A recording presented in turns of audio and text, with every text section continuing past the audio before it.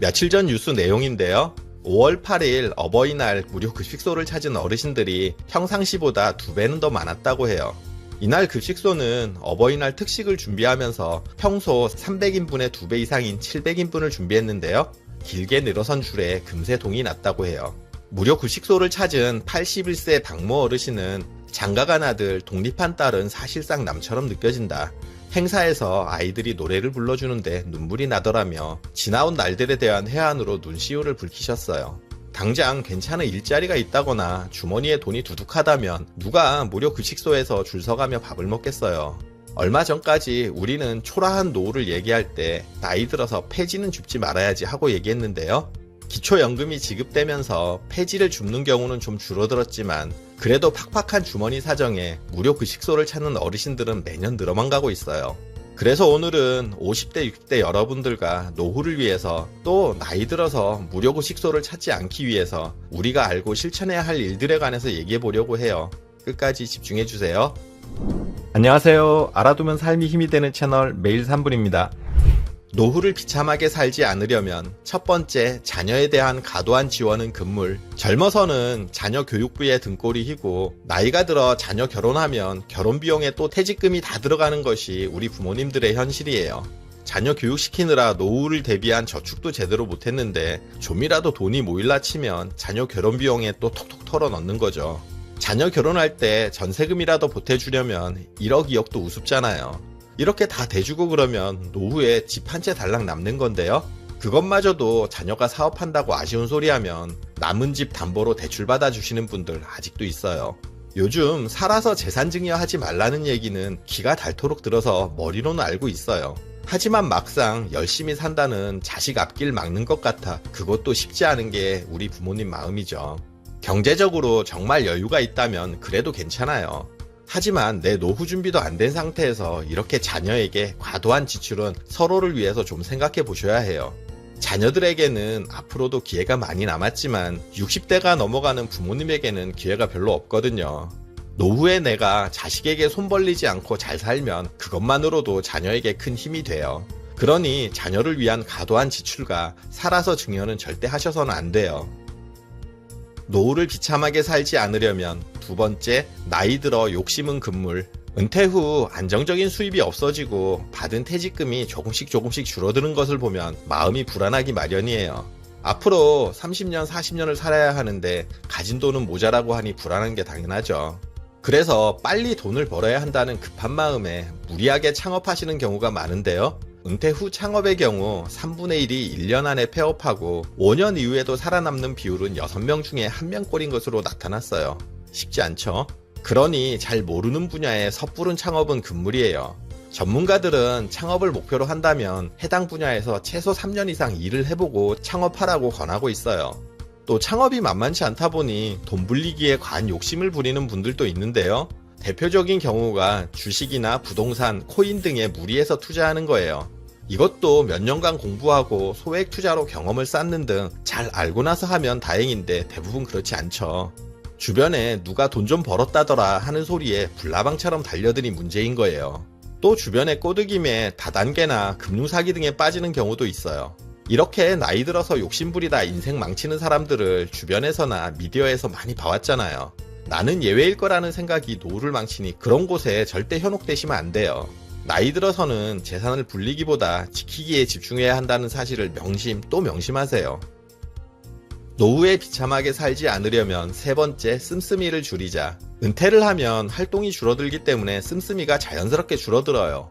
그런데 당연히 줄어드는 이런 부분만을 가지고 씀씀이를 줄였다고 생각하시면 안 돼요. 노후 씀씀이를 줄이는 첫 번째는 주거비를 줄이는 것이에요. 노후에는 대부분 부부 둘이 살기 때문에 넓은 평수가 필요 없는데도 30평, 40평을 계속 고집하시는 분들이 계세요. 그런데 나이 들어서 집이 넓으면 청소하기 힘들고 관리비, 난방비 등 주거비만 많이 들잖아요. 집을 옮기지 못하는 이유로 예비 사위, 예비 며느리 올 때를 생각해서 그런다는 분들이 계세요. 요즘 젊은이들 결혼 안 해서 그런 일이 영영 안 올지도 몰라요. 또 자식 손주들 올 때 그래도 여유 있어야지 편할 거라고 생각하시고 그러는 건데요. 정말 그런 생각 때문이라면 그러지 않아도 괜찮아요. 이런 경우 솔직히 1년에 몇 번 되겠어요. 저희 집 같은 경우는 형제들과 의논해서 명절에는 이제 펜션 같은 곳에서 보내기로 했는데요. 며느리들은 물론이고 80대이신 부모님도 만족도가 높아요. 정 넓은 공간이 필요하시면 1년에 한두 번 이런 방법도 괜찮다는 점 참고하세요. 그러니 집 평수를 줄이고 집값이 저렴한 외곽으로 옮기세요. 그리고 큰 차는 소형차로 바꾸거나 대도시에 사신다면 없애는 것도 방법이에요. 이렇게 고정적으로 돈이 많이 나가는 주거비나 고정비를 줄여서 그 돈을 내 노후를 위해 쓰는 게 중요해요. 노후를 비참하게 살지 않으려면 네 번째, 평생 직업을 찾자. 은퇴 후 많이 하시는 일들로 여성분들의 경우 요양보호사나 마트, 식당 등에서 일하는 경우가 많고요. 남성분들은 경비, 택시, 배달, 조경, 건설 잡부 등으로 일하는 경우가 많죠. 은퇴 후 이렇게 새롭게 시작한 일이 평생을 해도 괜찮겠다 싶으면 그게 평생 직업이 될 수 있어요. 하지만 이 직업에 그리 만족하지 못하신다면 노후에도 꾸준히 할 수 있는 일을 찾으셔야 해요. 앞으로 3, 40년은 더 사셔야 하는데 만족스러운 일을 하며 살아야 하잖아요. 젊어서는 초중고 12년에 대학까지 다 나오잖아요. 짧게는 12년, 길게는 20년 가까이 배우고 나서 취업을 하는 건데요. 이렇게 취업하고 20년, 30년 지나면 은퇴해요. 그런데 노후의 취업은 이것보다도 더 오래 일할 수도 있는데 그냥 아무데나 써준다고 고맙습니다 하고 가서야 되겠어요? 그러지 말고 노후 평생 할 일을 제대로 찾으시라는 거예요. 학교 다닐 때처럼 몇 년 공부한다는 마음으로 찾아보세요. 상담사, 강사, 작가, 요리사, 바리스타, 유튜버, 컨설턴트, 인터넷 판매, 특용작물 키우기, 소형 건축 등등 정말 다양한 분야에서 은퇴하시고 제2의 직업을 가지신 분들이 계세요. 내가 저런 걸 어떻게 해 하시는 분들 계실 텐데요. 평소 해보고 싶은 일이 있으셨다면 해당 분야의 책 50권만 읽어보세요. 강의나 세미나가 있다면 무조건 참석하시고요. 또 해당 분야에서 봉사한다는 생각으로 1, 2년만 일해보세요. 분명 길이 열릴 거예요. 실제 은퇴 이후에도 새로운 할 일을 찾아서 활발하게 활동하시는 분들이 많아요. 유튜브만 봐도 정말 많잖아요. 여러분들 보시기에 참 운이 좋은 사람이라고 생각하실 수 있겠지만 인생 2막에 제2의 직업을 갖기 위해 그만큼 노력했기 때문에 가능한 일이었어요. 노후를 비참하게 살지 않으려면 5번째, 건강관리가 노후관리. 요즘 재수 없으면 120까지 산다고 얘기하는데요. 문제는 오래 사는 게 중요한 게 아니라 건강하게 사는 게 중요하잖아요. 오래 살면서 건강이 좋지 못하다면 본인도 힘들지만 가족도 힘든 게 사실이에요. 우리가 노후를 위해 이런저런 준비를 하지만 노후에 있어서 가장 대비하기 힘든 부분이 바로 건강이고 또 질병이에요. 벌써 우리 50대, 60대만 돼도 젊어서와는 몸이 사뭇 다른 걸 느끼잖아요? 그런데 더 나이가 들면 오죽하겠어요. 그러니 지금부터 준비하셔야 해요. 노년에 부부 중 한 사람이 질병으로 쓰러질 경우 금전적인 부분은 물론이고 노후의 삶의 질에 있어서도 환자는 물론이고 남은 가족들 모두가 힘들어져요. 경제적인 여유가 있어도 힘든데 경제적으로 어렵다면 정말 온 가족의 삶이 망가질 수도 있는 거예요. 그러니 건강에 관해서는 절대 과신하지 마시고 열심히 운동하세요. 또 몸에 좋은 음식 꾸준히 챙겨 드시고 스트레스 받지 않도록 긍정적인 마음가짐을 위해 노력해보세요.